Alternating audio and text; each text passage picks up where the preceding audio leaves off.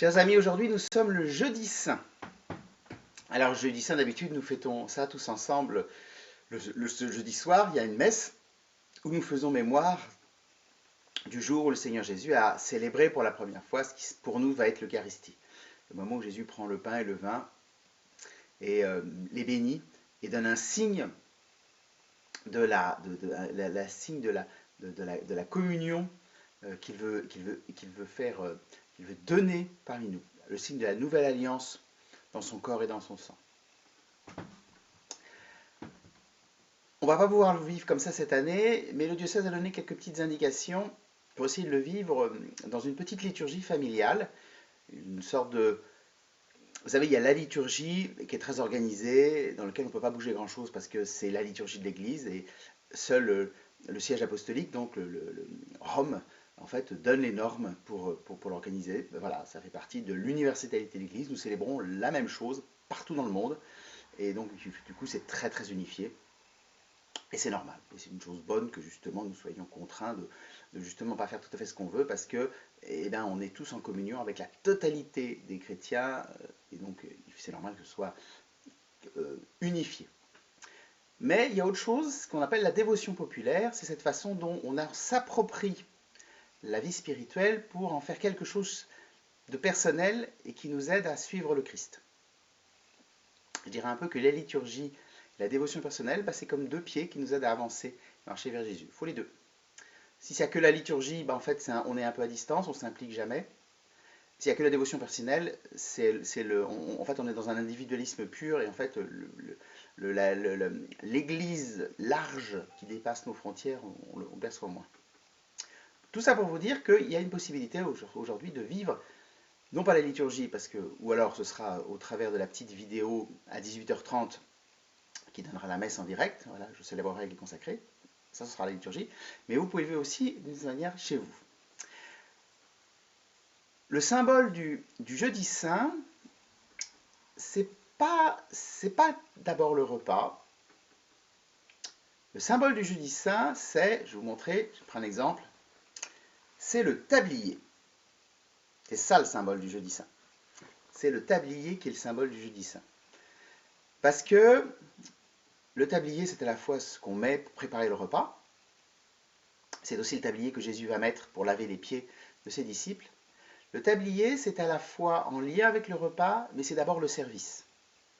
Cette façon dont, en fait, on essaie de se mettre au service les uns des autres.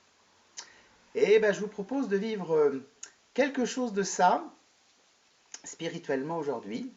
Alors voilà, donc si vous pouvez faire un beau repas de fête, mais un repas qui soit un vrai repas. Souvent les repas en famille, c'est où chacun mange un truc, et puis en fait, finalement on vient à la table pour manger 2-3 choses, et puis après ça on s'en va. C'est un peu le repas des fauves, hein, c'est un peu chacun pour soi, et puis on se jette sur la nourriture, puis après ça, une fois qu'on a pris sa pitance, on s'en va.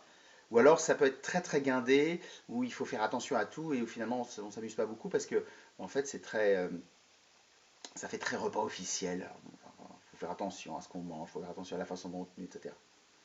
Le vrai repas, c'est le repas qui nous fait vivre la communion les uns avec les autres. C'est ça le vrai repas. C'est pour ça qu'il y a des rites et des règles dans le repas. Parce que s'il n'y a pas de règles, c'est le repas des fauves. S'il y a que les règles, si on s'arrête aux règles, c'est un peu compassé. Donc il faut que ce soit organisé, mais que ces règles-là ont comme but la communion les uns avec les autres. C'est pour ça que les règles du repas sont des règles très très simples.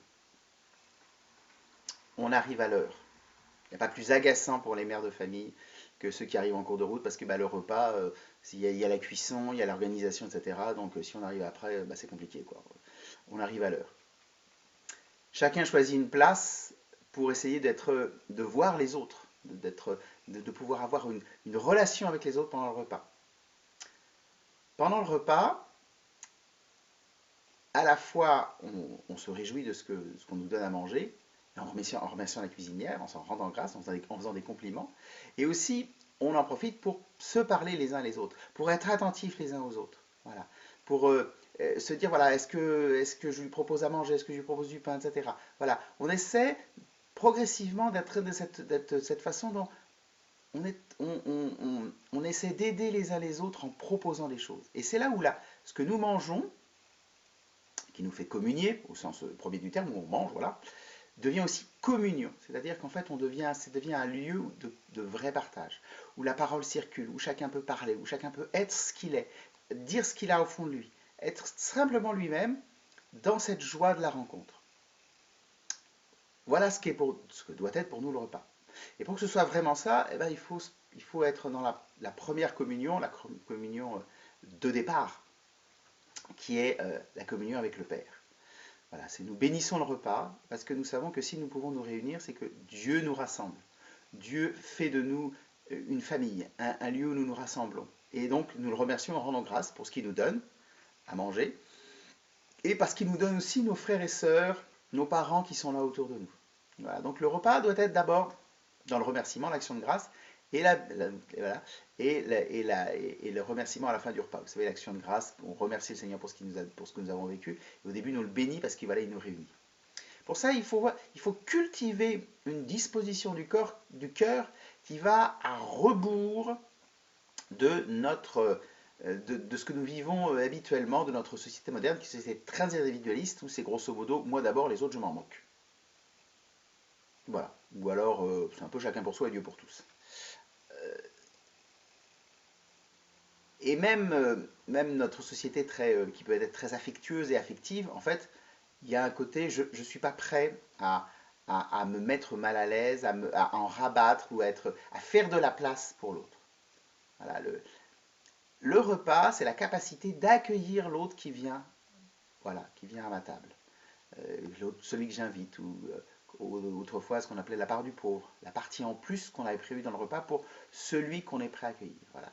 La communion a comme principe l'accueil mutuel, la capacité à découvrir que le repas que je reçois est un don, et donc je rends grâce pour ça. Mais les convives, ceux qui mangent avec moi, sont un don, et je rends grâce pour ça. C'est une joie pour moi de les avoir. Alors quelquefois, surtout dans les familles, on peut avoir des disputes ou des choses, etc. Ben, le repas, ça doit être le moment où on peut s'accueillir les uns les autres et entrer déjà dans le pardon et la paix. Donc je vous propose de vivre ça ce soir, d'essayer de vivre un repas qui soit un petit repas de fête, mais pas un repas compliqué. Il ne faut pas non plus, si on se donne trop de mal, si on retombe dans le défaut du repas très très officiel, où en fait il y a tellement de trucs que l'organisation prend le pas sur ce qu'on veut vivre. De vivre un vrai repas où on puisse être dans la joie.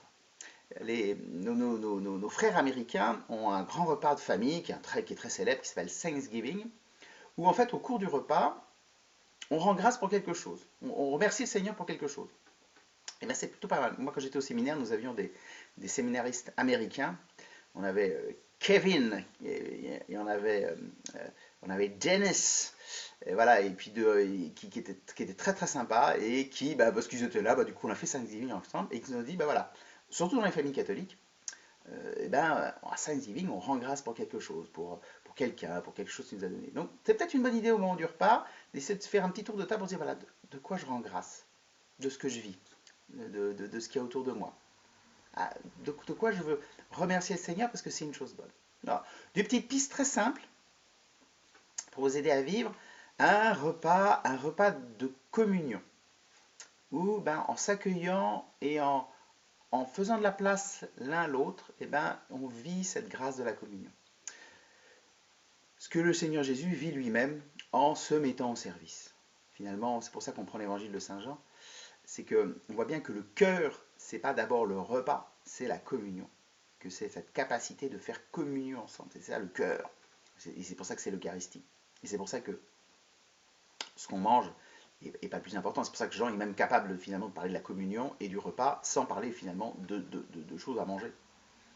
Et là, c'est le symbole de Jésus qui a ainsi le symbole de Jésus qui lave les pieds de ses apôtres, qui les accueille, qui manifeste qu'il les aime, qu'ils ont du prix pour eux, qui veut se mettre à leur service. Et qui nous enjoint à nous laver les pieds les uns des autres, c'est-à-dire être attentifs les uns les autres, faire de la place les uns les autres, accueillir ce qu'il est, avec son tempérament, avec son histoire, avec ses capacités, avec ses... Voilà. L'autre est d'abord un cadeau merveilleux que Dieu me donne, et je suis heureux de prendre du temps pour lui et pour les autres. Voilà, quelques petits conseils très simples pour vivre le jeudi saint à distance, pour faire une espèce de petite vie de communion tous ensemble, sous le regard de Dieu. Voilà, dans la joie un jour de pouvoir se retrouver tous ensemble à communier à la messe. Voilà, je vous souhaite un très très bon jeudi saint.